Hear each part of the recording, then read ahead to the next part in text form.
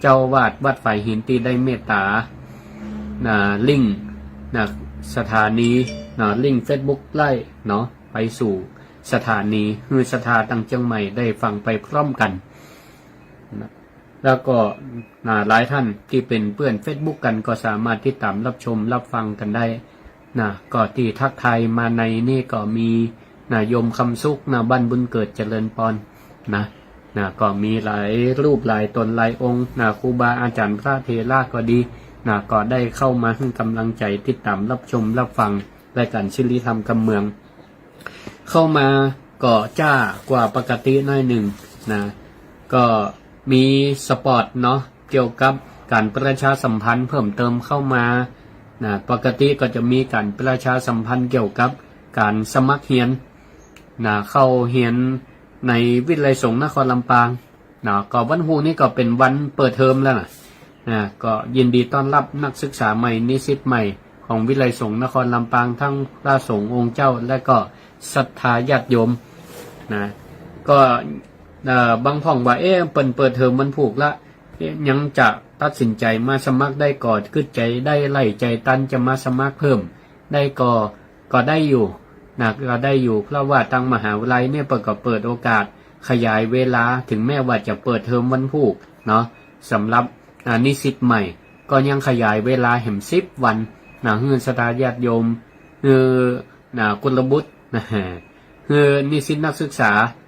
ตั้งแต่อายุ18 ถึง 80ได้เข้ามาเรียนเป็นครอบครัววิทยาลัยสงฆ์นครลำปางมีทั้งหลักสูตรปริญญาตรีสาขาพระพุทธศาสนาสาขาวิชารัฐศาสตร์การปกครองปริญญาโทก็พระพุทธศาสนาและก็จะเปิดเร็วๆนี้ก็คือสาขาวิชารัฐศาสตร์มหาบัณฑิตส่วนประกาศนียบัตรนั่นมีหลายหลักสูตรเป็นหลักสูตรปีเดียวเรียนจบแล้วได้อย่างก็คือว่าเมื่อเรียนจบแล้วสามารถเรียนต่อเข้าในระดับปริญญาตรีได้ในมจร.เฮาได้ต่อก็มีหลักสูตรปีเดียวคือประกาศนียบัตรพระพุทธศาสนาสำหรับคนที่เปิดมีวุฒิม.3 เนาะเมื่อเรียนกันได้หลักสูตรวิปัสสนาภาวนาหลักสูตรอย่างแห่งภาษาล้านนาหลักสูตรการบริหารกิจการคณะสงฆ์แล้วก็การบริหารท้องถิ่นอย่างนี้เป็นต้นเพิ่นก็มีการประชาสัมพันธ์ทุกต้นชั่วโมงแล้วก็มีประชาสัมพันธ์เสริมในช่วงโอกาสนี้ใกล้เข้าพรรษาก็เป็นการประชาสัมพันธ์เชิญชวนศรัทธาญาติโยมที่ฟังรายการบ่ว่าจะเป็นคลื่นวิทยุลำปางก็ดีคลื่นสีขาวเพื่อชาวประชาก็ดีคลื่นวัดฝ่ายหินก็ดีเนาะที่ได้ฟังรายการศิริธรรมกำเมืองก็จะมีการประชาสัมพันธ์เชิญชวนศรัทธาได้หล่อเตียนพรรษากับศรัทธาที่ฟังรายการทุกๆรายการ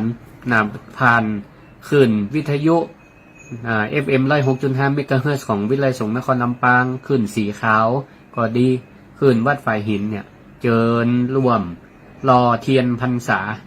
โดยปุจจาเตียนแว่นเป็นห้องว่าเตียนแว่นเป็นรูปธรรมจักรก็เปิดประชาสัมพันธ์เชิญชวนเนาะทางสถานีวิทยุไผสะดวกก็ไปรอเตียนด้วยกันที่ปูนวัดตุ้งโปงตำบลเมืองปานอำเภอเมืองปานจังหวัดลำปางก็เป็นโครงการของสถานีวิทยุเครือข่ายคลื่นสีขาวคลื่นวิทยาลัยสงฆ์นครลำปางหลายๆเครือข่ายโดยการนำของท่านอาจารย์พระครูอภิวัฒนวิกรมผู้อำนวยการสถานีคลื่นสีขาวก็ได้ร่วมใจกันจัดโครงการรอเทียนพรรษาประจำปี 2566 วันที่ 15 กรกฎาคมในช่วงนี้ก็เปิดประชาสัมพันธ์เชิญชวนปุจจาเตียนแว่นธรรมจักรเนาะก็หันในฟังในประชาสัมพันธ์ก็แว่นละ20 บาทเขียนชื่อนามสกุลตัวเก่าใส่หลังเตียนแล้วก็ในวันที่ 15 กรกฎาคมใครสะดวกที่จะไปรอด้วยตัวเองก็เชิญได้ใครบ่สะดวกก็ฝากกันได้ครูบาอาจารย์ครูบาอาจารย์พระนักเทศน์พระนักเผยแผ่ ฝากกันได้ฝากศรัทธาญาติโยมแฟนรายการก็ได้เนอะที่ฟังรายการศิริธรรมการเมืองฟังรายการทุกๆรายการท่านพระประหลัดสงกรานต์ขอนมัสการตอนนี้เปิ้นบอกว่าสัญญาณชัดเจนดีหมู่ฮู้สัญญาณชัดเจนนี่ฟังตังใดน่ะ Facebook ไล่แล้วก็อยู่ตังใดหมู่ฮู้นั่นนี่น่ะเปิ้นอยู่ตังใดจ้าวันพรุ่งนี้ถ้าจะไปงานฉลองตาตั้งเจ้าคณะตำบลตำบลบุญนาคพัฒนาที่วัดตาโถกท่านพระครูสมุจักริศปัญญาวโรเปิ้นจะประกอบพิธีฉลองตาตั้งเจ้าคณะตำบลด้วยก็เปิ่นสหธรรมิกก็มีหลายรูปหลายตนวันพรุ่งนี้ก็ตรงกิจกรรมก็มีหลายตีวันพรุ่งนี้ก็มีพิธีปฐมนิเทศที่วิไลสงฆ์นครลำปางด้วยวันนี้ก็มาพบมาปะรายการศิริธรรมการเมืองก็ห่างหายไปหลายวันวันนี้ก็มีโอกาสได้มามาจามาพบมาปะศรัทธาญาติโยมทั้งหลายวันนี้ก็มีทั้งสาระหลักธรรมการเมืองพร้อมด้วย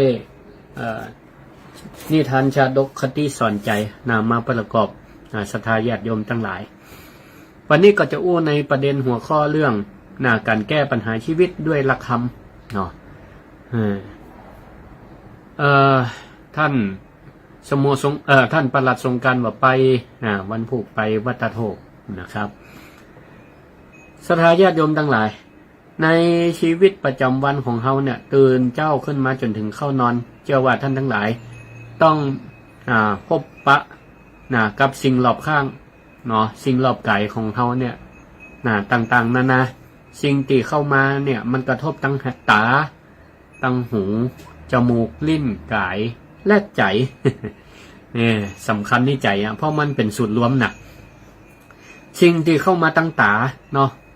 ตื่นมาตาหันตื่นมาตาหันกำเมืองว่าตาหันก็เกิดตัณหามันก็ตึงแต่ตาหันก็เกิดตัณหาคือความอยากตาหันกับเข้ากับป่าขนมนมนิ้วตีพ่อแม่ซื้อเข้ามาบ้านมาจองหรือเปิดตู้เย็นตาหันเกิดตัณหาหิวเข้าอยากเข้าอยากน้ำเนี่ยก็เป็นเรื่องปกติแล้วก็หูได้ยินเสียงมันก็เกิดได้หมดจมูกได้กินลิ้นได้รสกายได้สัมผัสเสร็จแล้วมันก็ประมวลมารวมอยู่ที่ใจเกิดความอยากอยากมีอยากเป็นอยากได้เกิดความสุขเกิดความทุกข์ได้มันก็เวียนกันอย่างเอี้ยศรัทธาญาติโยมทั้งหลายในชีวิตประจำวันเป็นห้องว่าเวทนาถ้าอย่างที่มันเกิดความสุขอกสุขใจท่านอาจารย์พระครูบาบุญปิงถวายความเคารพเปิ่นตักมาใน Facebook ไล่ท่านอาจารย์ครูบาบุญปิงนี่ก็วันนั้นทราบว่าปาลูกศิษย์ลูกหาไปสมัครเรียนไปสมัครเรียนติวิไลสงฆ์นครลำปางมาเป็นครอบครัวเฮาเจ้าวิไลสงฆ์นครลำปางก็ถวายกันตอนรับวันพรุ่งนี้ก็วันที่10ท่านอาจารย์ไปลืมวันพรุ่งนี้มีการปฐมนิเทศตั้งแต่9 โมงปาลูกศิษย์ลูกหามาร่วมพิธีปฐมนิเทศด้วยกันพิธีเปิดโดยท่านผู้อำนวยการวิไลสงฆ์นครลำปางเป็นประธานพิธีท่านอาจารย์พระมหานพดลสุวรรณเมธีนะครับศรัทธาญาติโยมทั้งหลายก็มาถึงเกี่ยวกับปัญหาในชีวิตประจำวันเขาก็ย่อมมีปัญหาพ่องหรือถ้ามันบ่มีปัญหาก็ถือว่าเป็นความราบรื่นเป็นความโชคดีของการดำเนินชีวิตแต่มันก็ตึงอย่างเอี้ยมันก็มีปะปนกันไปปัญหามีไว้แก้ไม่ใช่มีไว้กลุ่มแต่บางคนก็บางเตือนนี่เจอปัญหาก็บ่ฮู้จะแก้จะได้ก็เลยกลายเป็นว่าเอาปัญหานี่มาแบกเอามากุ้มบ่เอาไว้แก้สกรรมเป็นกลายเป็นว่าเอาปัญหาไว้กลุ่มนอนก็นอนบ่หลับเพราะเป็นกำกึดอันนี้แสดงว่าเป็นคนที่ยังฝังใจในอดีตเพราะบางเตือปัญหามันผ่านมาละแต่มันบ่ได้ถูกแก้ก็เก็บเอามากึดเอามากึดมาเป็นข้อวิตกกังวลจะนอนก็นอนบ่ได้ก็ยังเกิดอยู่หั่นเครียดเกิดความเครียดเกิดความท้อแท้ใจ หงุดหงิดใจบ่อยากจะทำอะไรหยังอย่างโฆษณาที่เปิ้นรณรงค์เตือนที่ว่าอันจนเครียดกินเหล้า บ่ควรทำนะอันนั้นที่เปิ้นเอามาล่อสังคมจนเครียดกินเหล้าเนี่ยนะอันนี้มันการตัดสินใจการแก้ปัญหาที่มันเฉพาะหน้าแบบแล้วก็มันบ่ใจเป็นประโยชน์เนาะมีแต่จะทำลายสุขภาพก็โดยรวมแล้วนี่ศรัทธาญาติโยมทั้งหลายถ้าเฮามาวิเคราะห์ดีๆเนี่ยปัญหาในชีวิตนี่นะมันเกิดขึ้นได้2ทางเนาะศรัทธาญาติโยมทั้งหลายที่ฟังอยู่ก็ลองพิจารณาตามตัวอาตมาพอได้นะตัวพระอาจารย์ได้นะปัญหาในชีวิตที่มันเกิดทั้งวันนี่ศรัทธาญาติโยมทั้งหลายมันเกิดมาจาก2ทาง1ปัญหาชีวิตที่มันเกิดจากปัจจัยภายนอกข้อภายนอกเป็นสาเหตุอันที่2เกิดมาจากปัจจัยภายในภายนอกกับภายในสาเหตุของปัญหานะภายนอกนี่ยกตัวอย่างเช่นอะไรอย่างเศรษฐกิจเนาะเศรษฐกิจบดีของเศรษฐกิจทรงตัวของซบเซาของบัดเดียวนี่ก็ยังอันนี้อยู่เนาะตุ่มๆต่ำๆของนะเศรษฐกิจปัจจุบันนี่นะบางทีได้จับจังหวะเปิดพอข่าวเปิดก็สรุปหุ้นรายวัน วันนี้หุ้นตกของเปียนะง่ายฐานการผลิตของนี่นะบริษัทอย่างทั้งหลายเนี่ยก็บางทีก็มีผลกระทบกับเฮาโดยตรงก็ดีโดยอ้อมก็ดีเนาะโดยตรงเนี่ยพ่องกับมันก็เกิดปัญหาเรื่องเกี่ยวกับการเงินเฟ้อพ่องเนาะแล้วก็ปัญหาราคาเครื่องอุปโภคเนาะเครื่องครัวกินขึ้นราคาอย่างพ่องเนี่ยเราเนี่ยมันเป็นปัจจัยภายนอกเนาะเนี่ยรายได้ของเขาเนี่ยมันลดลงก็หวังล้ออะไรอย่างก็พ่องก็ล้อนะเปิ่นตั้งรัฐบาลของที่เปิ่นเคยหาเสียงไว้เนาะว่าจะขึ้นการแรงนะถ้าการแรงมันขึ้นแล้วครัวกินครัวใจมันบ่ขึ้นตัวนี้อันนี้ดีกะ แต่ถ้าการแรงขึ้นครัวกินของใจขึ้นตัวเนี่ยมันจะขึ้นไปเพื่ออย่างเหมือนกันนะเนาะมันก็เฮามาพิจารณาดีๆมันก็เหมือนเดิมนะกะเนาะแต่ตัวค่าตัวเลขมันขึ้นของก็ขึ้นเนาะปอเลี่ยงตังอันอย่างก็ไม่แก้สลักบรรทานี่ถ้าจะบ่มีปัญหาเนาะวันนี้เจริญพรเปิ่นตักเข้ามาใน Facebook เลยวันนี้ไทยได้มีโอกาสมาฟังรายการชิลี่ทำกำเมืองเจริญพรนะอันเนี้ยมันเป็นปัจจัยภายนอกศรัทธาญาติโยมทั้งหลายปัญหาชีวิตเนี่ยปัญหากันพอเศรษฐกิจบดีก็มีการจี้ปล้นลักขโมยกันทะเลาะวิวาทกันเฮาก็หันในสื่อทีวีกันแต่ละมื้อแต่ละวันถ้าพิจารณาดีๆมันเกิดจากอันเนี้ยทั้งนั้นเนาะปัญหาเกี่ยวกับเรื่องปากเรื่องต้องเรื่องความบ่พอดีนี่แหละเนาะมันก็ส่งผลกระทบเกี่ยวกับความปลอดภัยต่อชีวิตของเฮาเนาะ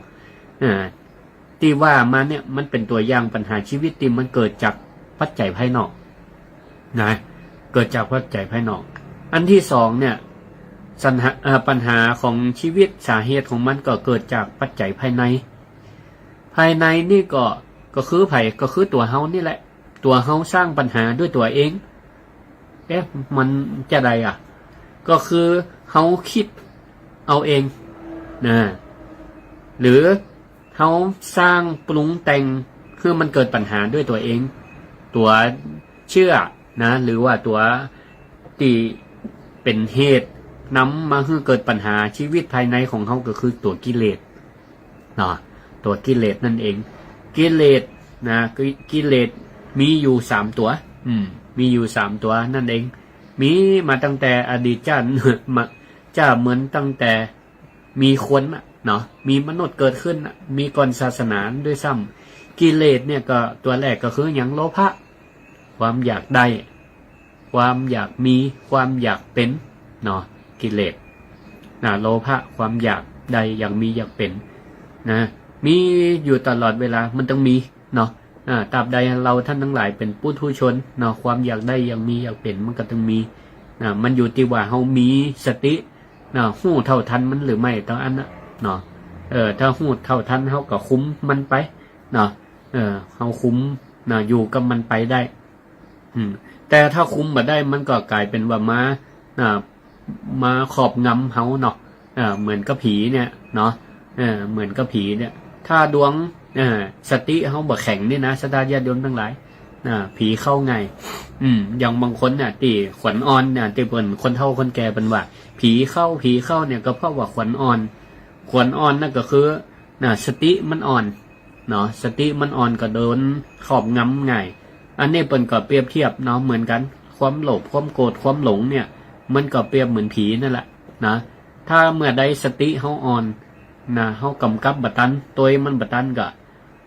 เป็นไปตามอำนาจของกิเลสมันอยู่ที่ว่าตัวไหนมันจะแห้งตัวโลภตัวโลภความยังมีอยากเป็นอยากได้มาก่อนเนาะมันก็ขอบงำฮือดำเนินการเนาะไปหลักไปจี้ไปปนไปขโมยเข้ามาไป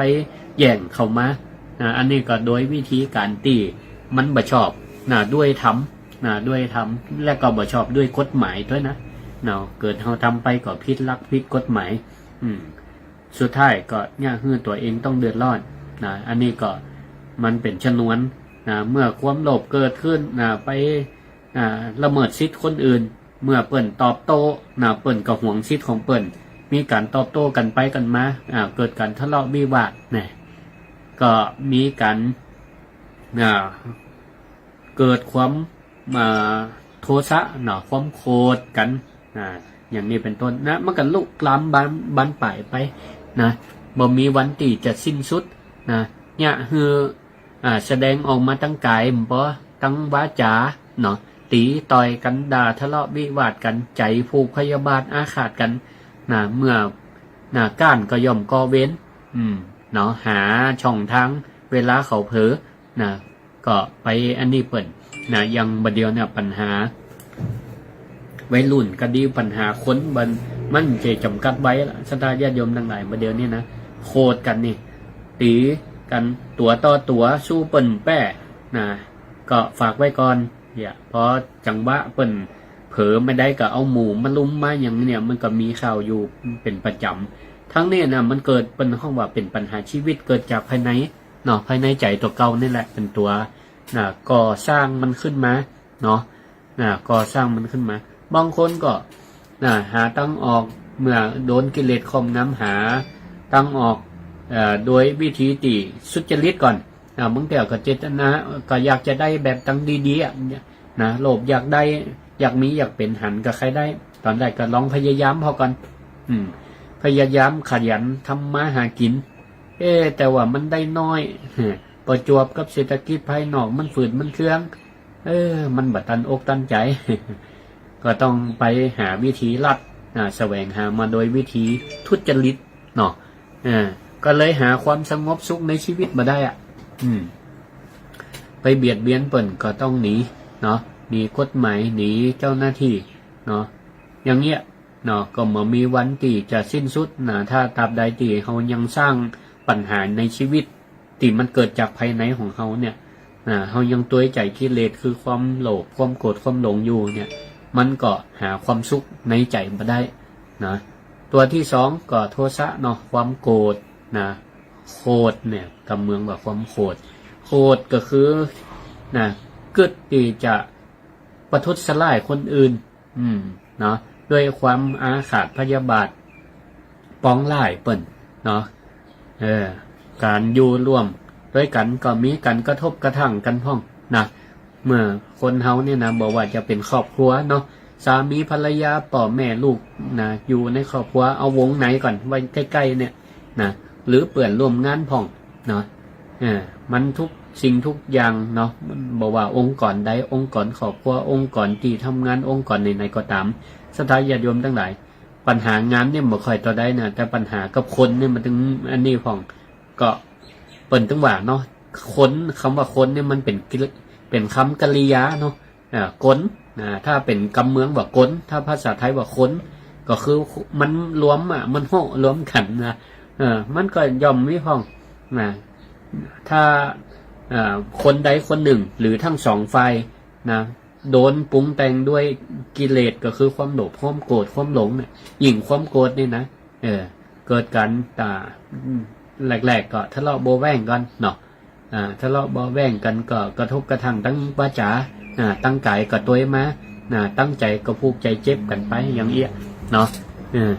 เนี่ยเขาก็บางเตี่ยมันก็เผลอไผ่ไปเหมือนกันนะด้วยความโกรธเนี่ยถ้าไผ่ที่มันฝึกเนาะสติปล่อยให้ความโกรธมันขอบงำเนี่ยนะมันง่ายมันบวยขนาดนั้นสตาญาติโยมทั้งหลายเพราะฉะนั้นเนี่ยพระพุทธเจ้าเป็นถึงคือรักษาตัวสติเอาไว้เนาะมีสติสัมปชัญญะก็จะตัวมารู้รู้เข้าทันนะถ้ามันหูบ่เท่าทันบ่ฝึกมันก็เผลอไปทำผิดพลาดกันไปบ้องพองก็สลัมไปอย่างที่เป็นว่าสี่เท้ายังรู้พลาดนักปราชญ์ยังรู้ครั้งเนาะแมงเซนตินยังหูจักตกน้ำบออันนี้เป็นเพิ่มเข้ามากับคนเมืองเป็นว่านะแต่บางคนเนี่ยก็ถ้าเมื่อไหนผิดพลาดไปด้วยความตีบ่ได้ตั้งใจเนาะด้วยบ่เจตนาถ้าเราสามารถให้โอกาสกันได้ก็ให้โอกาสกันไปแนะนำกันไปอย่างพ่อแม่เวลาหันว่าลูกผิดพลาดไปเนี่ยเขาก็หวังอุเบกขาน้อมบ่ซ้ำเติมแกเนาะคอยเตือนบอกกันถ้าหากว่ามันเป็นความผิดครั้งแรกเนี่ยก็ต้องเตือนบอกว่าต่อไปก็ไม่ต้องทำเนอะอย่างนี้เป็นต้นนะ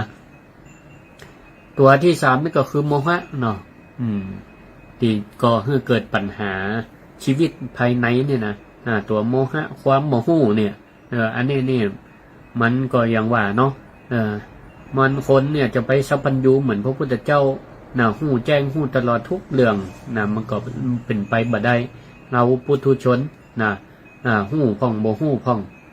แต่รู้แล้วแก้ไขนี่เปิ่นก็สังคมก็ให้อภัยเนาะสังคมก็ให้อภัยแต่ถ้าพิษซ้ำพิษซ้อนแล้วบ่ฮู้จักปรับปรุงแก้ไขเนาะยังพ่องที่ทำความผิดพลาดเป็นครั้งแรกสังเกตสถาญาติโยมทั้งหลายแม่แต่กฎหมายก็ยังมีการลดโทษให้นะเนาะถ้ารับสารภาพแล้วก็บ่ได้เจตนากฎหมายมันยังมีการลงโทษลดโทษก็ไปฮือสำนึกเนาะเข้าไปอยู่ในตีกักบริเวณเป็นเรือนจำเป็นต้นก็เพื่อให้ได้รู้จักสำนึกปรับปรุงตัวเก่าแต่ถ้าออกมาแล้วมีการปรับปรุงแก้ไขสังคมก็ให้อภัยแต่ถ้าแบบมีการแก้ไขยังทำผิดซ้ำผิดซ้อนอย่างอีเนี่ยมันก็กลายเป็นว่าบ่ฮู้จักปรับปรุงเนาะ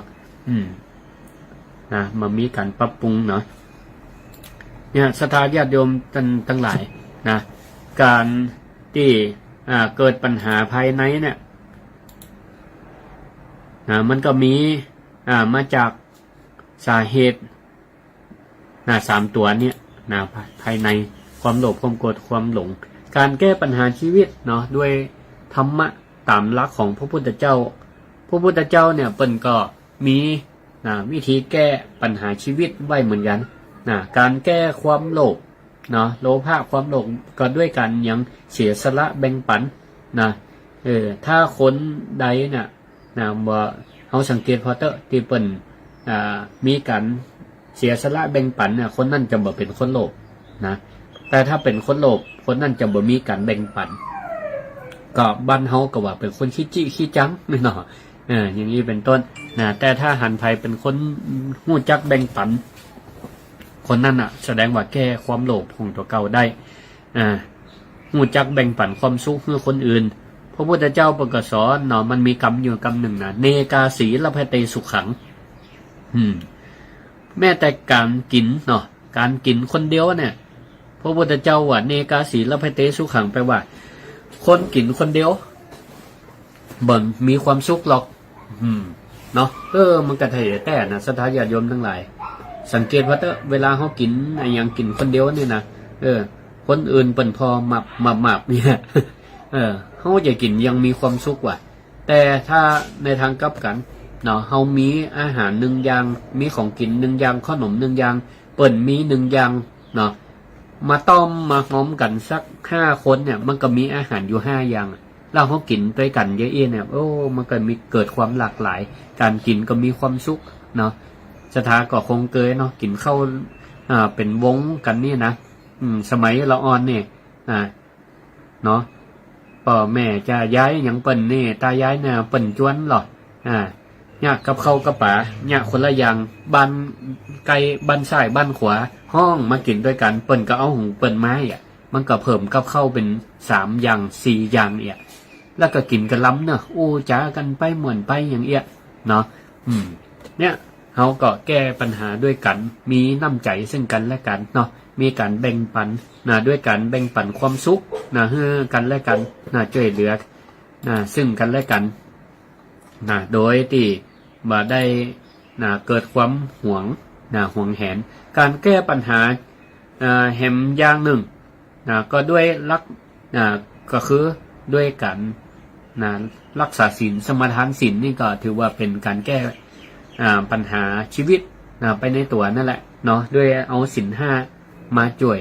เนาะไม่โหดร้ายไม่มือไวไม่ใจเร็วไม่พูดปดไม่หมดสติเนี่ยมันครอบคลุมเลยนะช่วยให้เขาเนี่ยรักษาศีลได้แล้วก็ปานปอก็มีสมาธิด้วยเนาะมีใจ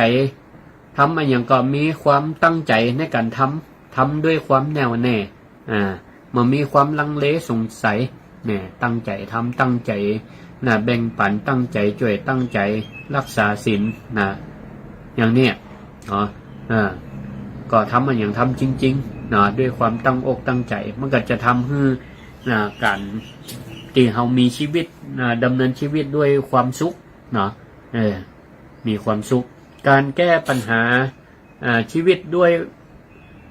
ตะกี้ศีลด้วยศีลด้วยสมาธิแล้วก็อันที่ต่อไปก็คือด้วยปัญญาการ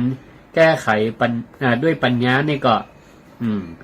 ก็เป็นแนวทางหนึ่งในการแก้ไขชีวิตอันนี้ถือว่าเป็นสำคัญเนาะถ้าเวลาเขามันตีบมันตันกึดหาตั้งออกปัญหาบ่ออกเนี่ยมันก็ต้องคิดพิจารณาพอมันคิดออกเนี่ยเป็นห้องว่าการแก้ปัญหาด้วยปัญญา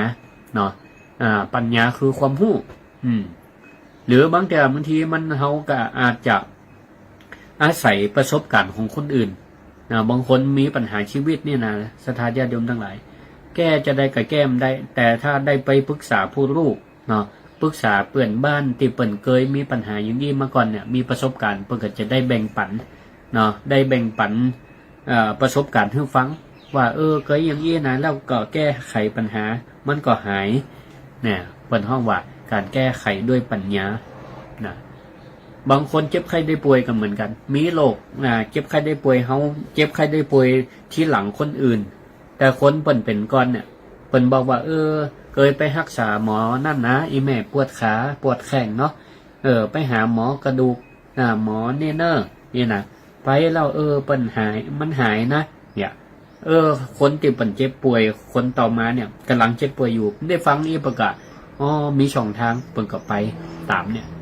เพราะมันหายจริงเนี่ยเปิ่นก็ห้องว่าการแก้ไขปัญหาด้วยปัญญาเนาะปัญญาเกิดจากการฟังการสุตตมยปัญญาเนี่ยการเล่าเรียนการได้ยินได้ฟังจากคนอื่นมาหรือเกิดปัญญาด้วยการคิดด้วยตัวเก่าใจวิจารณญาณวิเคราะห์ด้วยตัวเก่าอาศัยประสบการณ์จากการต่างๆเนี่ยได้ยินได้ฟังเอามารวบรวมเป็นห้องวัดด้วยการคิดวิเคราะห์ด้วยตัวเก่าภาวนามยปัญญาที่เกิดจากการฝึกฝนฟังมันทำมันจนเกิดความชำนาญเกิดผลก็ใจปัญญาในการแก้ไขปัญหานี่ศรัทธาญาติโยมทั้งหลายปัญหาที่สามารถนำมาแก้ไขในชีวิตนี่มีที่ว่ามาเนี่ยก็คือการแก้ไขปัญหาด้วยปัญญาแก้ไขปัญหาด้วยปัญญาที่นี่ก็จะเล่าถึงชาดกนิทานชาดกนี่ก็เป็นเรื่องของ อดีตพระพุทธเจ้านะที่เปิ่นเกิดเป็นเป็นมนุษย์เป็นคนเป็นสัตว์นะแต่ว่าก็เป็นพระโพธิสัตว์นะเป็นห้องว่าเกิดเป็นพระโพธิสัตว์ในชาติอดีตชาติเนี่ยนะก็มีอยู่ชาติหนึ่งนะอันนี้ก็วาดด้วยเรื่องนะปัญญาในการแก้ไขปัญหานะก็มาจากชาดกเรื่องหนึ่งเนาะชื่อว่าติปัลละ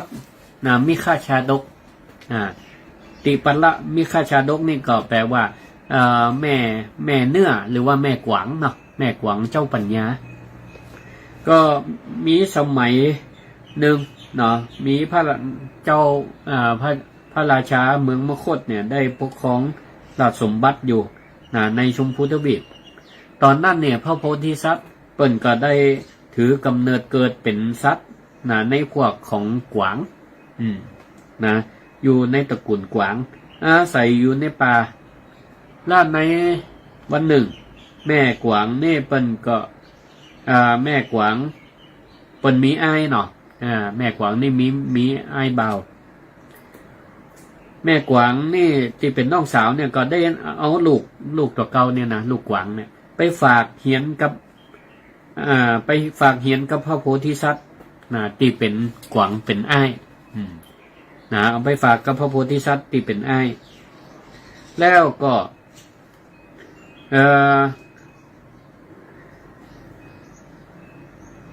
เอาไปไว้อำพรางตัวในยามเผชิญหน้ากับพลานหรือผู้ไล่ก็คือไปเฮียนไปเฮียนวิชาพลางตัวเนาะไปเฮียนวิชาว่าถ้าเกิดปะหมู่ในพานก็ดีหรือว่าสัตว์ใหญ่ที่เป็นศัตรูมาเนี่ยจะได้จะฮื้อลูกตัวเก่าเนี่ยอยู่หลอดปลอดภัยมันเป็นการสอนทักษะชีวิตเนาะก็เลยเอาไปอยู่ไปเฮียนหู้กับพระโพธิสัตว์พระโพธิสัตว์ก็เลยบอกว่าแหม3 วันคือเอาลูกมาเฮียนเนี่ยนะเดี๋ยวจะสอนให้ก็บอกหลานไว้ว่าแหม3 วันมาเฮียนกับลุงที่นี่พอครบกำหนด3 วันหลานกวางนี่ก็มาหาลุงโพธิสัตว์ที่นี่ก็ลุงโพธิสัตว์เนี่ยกวางลุงโพธิสัตว์ก็ได้สอนวิชามัญญาวิชามัญญามี6 อย่างด้วยกันวิชามัญญาเนี่ยนะมี6 อย่างด้วยกัน1สอนอย่างสอนให้ฝึกเหยียดตีนตั้ง4แล้วให้นอนสแกงคือเหยียดแข่งเหยียดเสื่อสถานญาติโยมเคยหันก่อนสัตว์ติวเวลามันนอนเงินนอนเหยียดคือนอนสแกงเหยียดแข่งเหยียดขา2คือกีบตีนเนี่ยตะกุยหญ้าแลกกับดินล้วนหมายความว่านอนเหยียดแล้วก็แบบจะได้คือดินคือจักเหมือนกับกันจักเนี่ยนะตะกุยดินเนี่ยนะ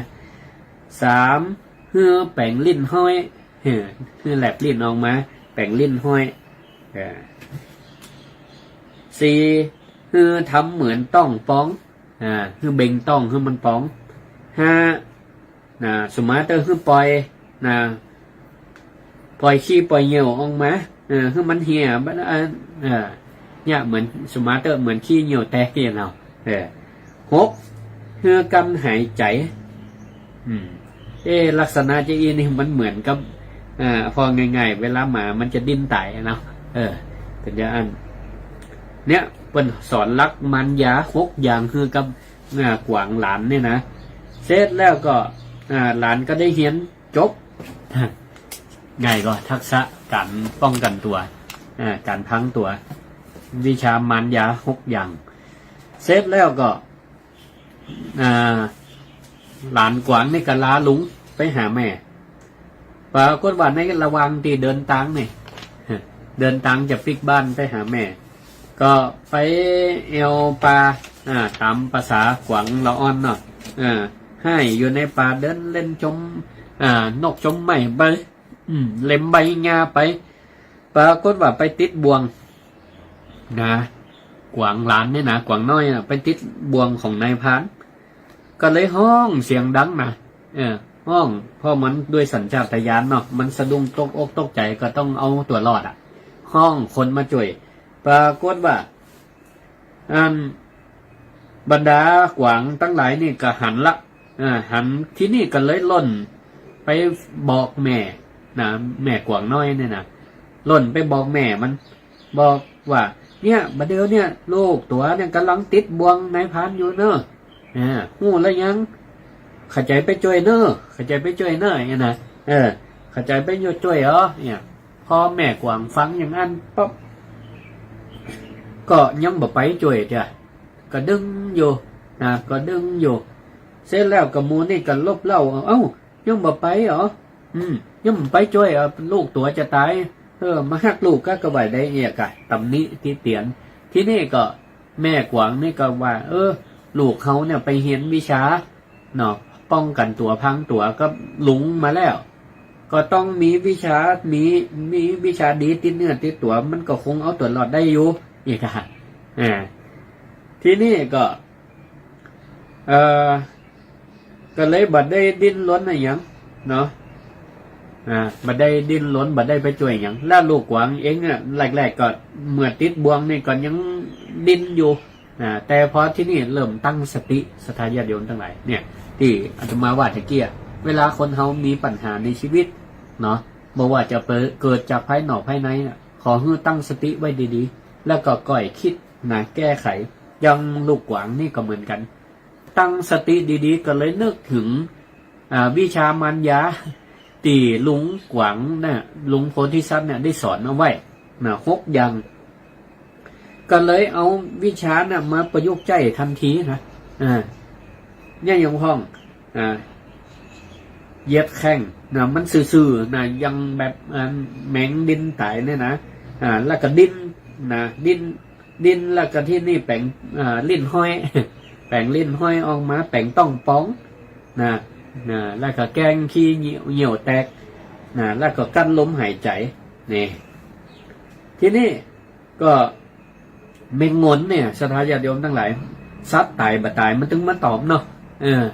แล้วที่นี่พอนายพรานเนี่ยมาใจบวงมาใจบวงก็ที่นี่ก็มาหันกะโอ้บวงนี่อันปรากฏว่ามีกวางน้อยมาติดแล้วนี่มีกวางน้อยมาติดแล้วมีแมงงนมาตอมแล้วพออาการบัลลังเน่าตายก็ต้องกับป้องนี่นะมันครบลักษณะ6 อย่างตีอันพระโพธิสัตว์สอนนะเหยียดแข่งสื่อกึกดึกตอนแรกก่อนสื่อนี่ก็ทำเป็นดินลิ่นห้อยต้องป้องขี้เหนียวแตกกั้นบ่มีลมหายใจละเนี่ยเพราะมันกั้นอยู่เนาะเก่งกั้นหายใจบัลลังมันเน่าตายเหมือนละก็นี่บ่ได้เอามาแปลงจีนก็บ่ได้เสียเวลาเห็นนะก็เลยตัดเจียกบวงนั่นออกตัดเจียกบวงนั่นออกทีนี้ลูกกวางเนี่ยพอมันหู้แล้วว่าตัวเก่าเนี่ยปนจากบวงตีนายพันเนี่ยได้อันนี้ไว้วางไว้แล้วกับนายพันไปตัดเจียกออกแล้วเนี่ยพอนายพันเผลอกับปรากฏว่ารีบ ลุกขึ้นแล้วก็วิ่งหนีไปรีบวิ่งลุกขึ้นหนีไปแล้วก็สุดท้ายก็พ้นจากเคราะห์กรรมติดบ่วงของนายพันไปหาแม่โดยสำเร็จแม่ก็หันลูกกวางแสดงว่ามันก็ใจวิชาความรู้ตีเห็นกับลุงมันมาเอาใจเฮื่อปันเกิดประโยชน์แล้วนี่ศรัทธาญาติโยมทั้งหลายเนี่ยเรื่องนี้ก็ได้ข้อคิดว่าเวลาศรัทธาญาติโยมทั้งหลายเนาะในชีวิตประจำวันเฮามีปัญหาอยู่ตลอดเวลาเนาะบอกว่าปัญหามันน้อยมันใหญ่ปัญหาเกิดจากภายนอกสิ่งรอบกายภายนอกบางแต่มันปฏิเสธได้หรอเรื่องพวกนี้นะแต่ถ้ามันเข้ามาเขาก็ใจสติเนาะใจสติใจปัญญาแม้แต่ภายในก็เหมือนกันภายในเนี่ยถ้าเขาหู้ตันศรัทธาญาติโยมทั้งหลายใจสติเนี่ยเข้าไปกำกับหู้ตันเขาก็ยุดปัญหาด้วยตัวเขาเองเนาะความโลภความโกรธความหลงนี่นะ มันไปยุดคนอื่นนี่มันตึงบ่ได้แล้วมาตั้งคำถามกับตัวเก่าย่าหยังเขาบ่เป็นยังอันย่าหยังบ่เป็นยังอีลูกหลานตันเต้าก็เหมือนกันย่าหยังมันบ่เจือถ้อยฟังกำย่าหยังนี่นะมันเกิดคำถามขึ้นกับตัวเก่าเนี่ยย่าหยังแล้วที่นี่ย่าหยังเนี่ยมันเป็นปัญหาของคนอื่นเราถามว่าเฮาจะไปแก้ปัญหาคนอื่นได้ เพราะฉะนั้นมันต้องแก้ตีปัญหาตัวเฮานั่นแหละเนาะใจสติใจปัญญาเอาเฮาก็ต้องไปตัวไปตัวกิเลสมันฮับหูปัญหาเฮามีสติก่อนเฮาก็ช่วยเตือนบอกลูกหลานตันเต้าเอามันจะไปผสมลงกับเขาหันเขาเจ็บไข้ได้ป่วยหรือว่าเขาไปทะเลาะเบาแว่งก็ไผไปผสมลงตัวไปโคดตัวมึงเตือนเนี่ยหลายต่อหลายคนเนาะศรัทธาญาติโยมทั้งหลายพระจันทร์ก็หันเนาะครอบครัวหลายๆครอบครัวส่งลูกหลานไปโรงเรียนบางเตือนละอ่อนมันก็เป็นธรรมดาเนาะละอ่อนทอดเลาะบ่แว่งก็เปื่อนผ่องบางเตือนก็สลับตีกันผ่องบางเตือนก็ตาป่ำมาผ่องปากแตกมาผ่องเอาละมาถึงบ้านกับพ่อแม่มีสติสตังกลายเป็นว่าไปผสมลงหันจะอันก็เกิดความโคตรเนาะโคตรแตนลูกแตนเต้าไผเนี่ยไผยังก็ไปเดียดคือโรงเรียนผ่องเดียดคือครูผ่องเอาเลี้ยงกันผ่องอย่างเอี้ยแล้วพอเหมือนเข้าปรากฏว่าละอ่อนมันก็พิษกันใจเหมือนกำเดียวมันก็หายแต่คนใหญ่เนี่ยก็ถ่ายเป็นว่าพิษกันกับพิษเหมือนเพราะอย่างเพราะปัญหาภายในของตัวเก่านั่นแหละเนาะก็ไปเก็บความโลภความโกรธความหลงเนาะอย่างมันแห้งกว่าเนี่ยทะเลาะเบาแว่งกันก็เพราะความโคตรนั่นน่ะบางแต่จะหายบ่หันหน้ากันหลายมื้อหลายวันจะหายมาปะกันนึกถึงอดีตนึกถึงขี้เก่าขี้หลังก็มาพิษกันแถมอย่างนี้เป็นต้นเนี่ยก็มู้จักการปล่อยวางนะเพราะฉะนั้นปัญหาในบอกว่าภายนอกภายในเนาะเราต้องแก้ด้วยการมีสติมีปัญญาเนาะมีปัญญาด้วยการใจปัญญาในการฟังมันเนาะในการเอาประสบการณ์ของคนอื่นก็ดีของตัวเขาก็ดีมาช่วยกันแก้เนาะแล้วก็ปัญหาในชีวิตแต่ละวันเนี่ยมันก็จะหมดไปจะไปพอกพูนเนาะเหมือนดินพองหางหมูนะสะสมปัญหาไว้แบบไม้แบบปล่อยวางมันก็จะสะสมไปติ๊กบางคนก็กลายเป็นคนโรคซึมเศร้าไปบางเตี่ยก็กลายเป็นภาวะเครียดสะสมโดยมูตัวว่าตัวเก่าเป็นอันภาวะความเครียดสะสมอย่างนี้เป็นต้นเนาะเพราะฉะนั้นเนี่ยธรรมะนี่ก็สามารถช่วยในการแก้ปัญหาเนาะของเขาได้นะเอาละตอนนี้ก็ได้จ่ามาก็เมินละใกล้จะหมดเวลาแห่ง6 นาทีเปิดโอกาสให้ศรัทธาญาติโยมใครฟังตั้งใดก็โทรเข้ามาได้เนอะแนะนำรายการได้รายการศิริธรรมกับเมือง064-949-5999นะวันนี้ก็จะกันเกี่ยวกับเรื่องปัญหาชีวิตเนาะและก็วิธีการแก้เนาะวิธีการแก้เนาะก็ได้ยกอุปมาตัวอย่างชาดกมาเป็นอุปมาคือศรัทธาได้ฟังเนาะไผฟังแล้วเป็นจะได้ก็แนะนำกันได้เนาะในรายการศิริธรรมกับเมืองนะ064-949-5999มีศรัทธาญาติโยมช่วงนี้ก็เข้ามาหลายท่านวันนี้โอกาสดีเจริญพรดร.จันทนาหรือดร.จิ๋วได้เข้ามาชมรายการศิริธรรมกับเมืองทาง Facebook ไลฟ์